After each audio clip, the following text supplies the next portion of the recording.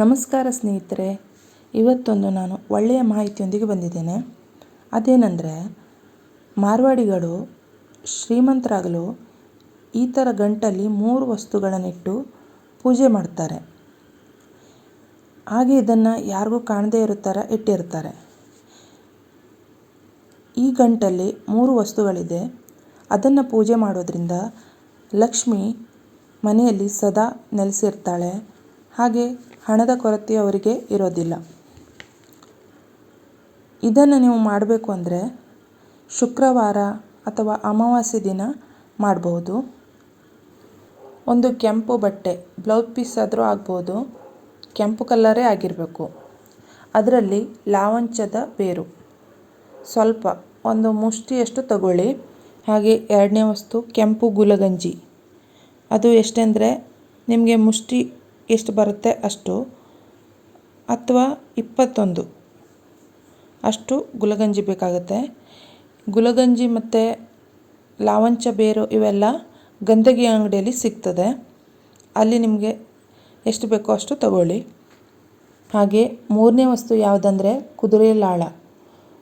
ಕುದುರೆ ಲಾಳ ಒರಿಜಿನಲ್ ಆಗೇ ಇರಬೇಕು, ಅಂದರೆ ಉಪಯೋಗ ಮಾಡಿರಬೇಕು, ಕುದುರೆಗೆ ಹಾಕಿರಬೇಕು.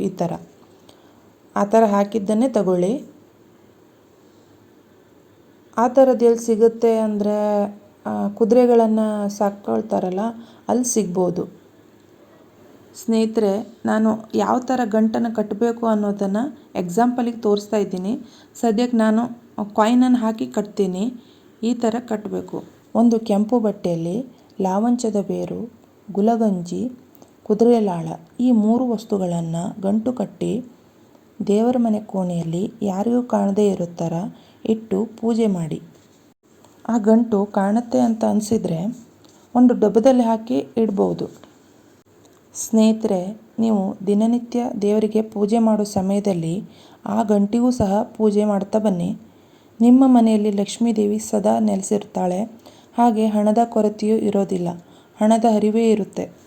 ಮಾರ್ವಾಡಿಗಳ ಎಲ್ಲರ ಮನೆಯಲ್ಲೂ ಇದೇ ಥರ ಗಂಟನ್ನಿಟ್ಟು ಪೂಜೆ ಮಾಡ್ತಾರೆ. ಅದಕ್ಕೆ ನೋಡಿ ಅವರು ಯಾವತ್ತೂ ಶ್ರೀಮಂತರಾಗೇ ಇರ್ತಾರೆ. ನೀವು ಇದೇ ಥರ 3 ವಸ್ತುಗಳನ್ನು ಇಟ್ಟು ಪೂಜೆ ಮಾಡ್ತಾ ಬನ್ನಿ. ನಿಮಗೆ ಗೊತ್ತಾಗುತ್ತೆ ಹಣದ ಸಮಸ್ಯೆ ಕ್ರಮೇಣ ಕಡಿಮೆ ಆಗುತ್ತಾ ಬರುತ್ತೆ ಅಂತ.